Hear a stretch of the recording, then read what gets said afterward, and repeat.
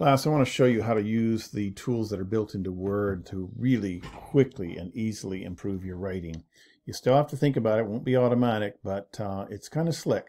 So you have to have a document open to begin with. When you do that, go up to Tools at the top. Can't see it on my screen because I have a Mac and it doesn't allow me to grab it. But at the top of Word, you find the Tools menu, Spelling and Grammar, and then we go over to Spelling and Grammar. And it opens up and it'll start automatically. And it will catch things like, oh, contraction here. Well, in APA formal writing, we don't use contractions. This was a post. When I post or when I comment on your work, I don't have to be formal. But when we're doing APA formal papers for submission to your classes, we want to use the highest academic standard. So it caught this, flagged it. I can choose to ignore it. I can ignore all of them, or I can just skip to the next sentence. But if I choose to change it, here's the suggestion. Am I okay with do not? Sure. So I click change, bingo. And now it's going to go through the rest of the document and look for other things. It found an extra comma over here that I don't need. So do I want to change it? Here's the suggestion, just take out the comma. Yeah. All right, but before I finish the document, here's what I want to show you. Go into your options. On my Mac, it's down here. And I have all kinds of options here. So for spelling, always suggest corrections, sure, because that's what I want. Check spelling as I type, absolutely. Flag repeated words, so you've got the same words twice because you were cutting and pasting, it'll flag that for you. Frequently confused words like there and there, maybe you got the wrong one, so let's get rid of that. Yeah, pull that out of the way here, up to the, I'm going to bring that down. File path addresses, things like that are really weird, and obviously you're going to have weird spelling, so I wanted to ignore that. Ignore words in uppercase, that's your call whether you want to do that or not. Your running head has to be in uppercase, so I tend to ignore it.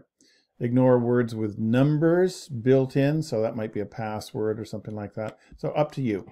However, let's go on and look a little bit further at this. I don't think there's anything under advanced grammar that you're going to need to worry about, so you can ignore that. But check grammar as you type, sure, that's up to you. Check grammar with spelling, yep. Readability statistics at the end, doesn't matter. That's just for curiosity's sake if you want to. But here's what we want to get to. Grammar and refinements, settings. Let's go and look at them. And you may have to click that again, grammar and refinements here.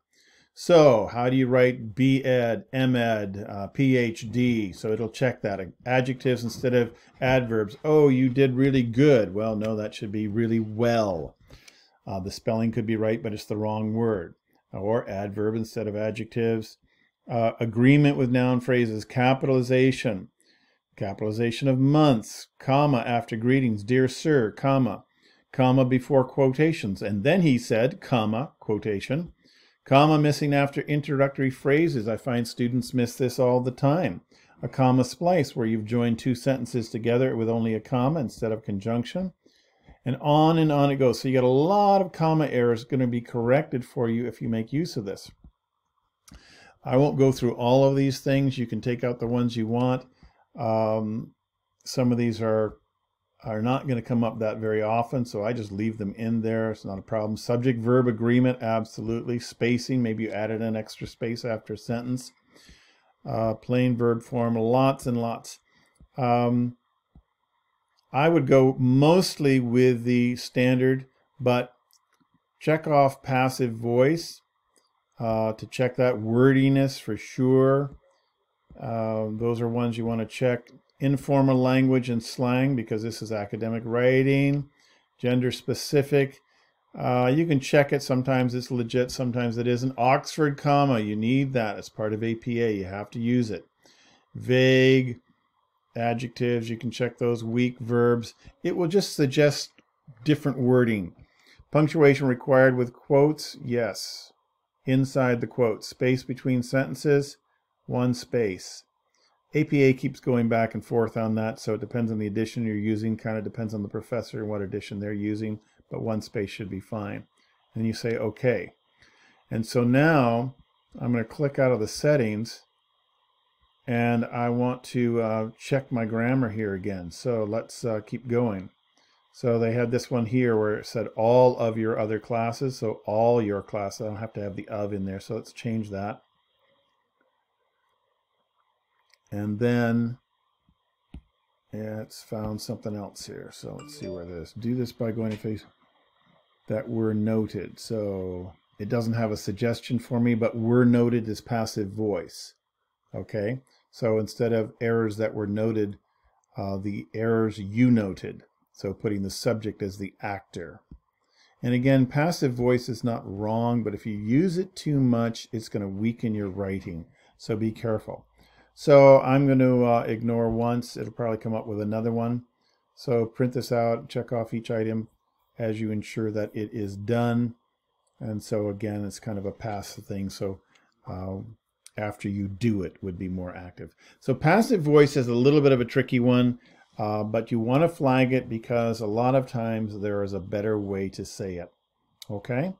And so we can ignore all of those. And that's all it had left. It checked all the errors. I do have about 20% passive sentences. That's probably far too much for an academic paper, but for informal notes, it's probably not a problem. So probably want to shoot to get that down into that 10% mark or less. You'd be better. And I'm writing at a 6th grade level here for very informal post online. Doesn't have to be super sophisticated. I'm trying to make it easy to understand. You probably, when you write your paper, it's going to be in at the, a high school level. Okay, so set those in there. Let Word do the work for you. It will find the commas that are missing and things like that. And I think you'll find your life gets a lot easier when you do that. Thanks.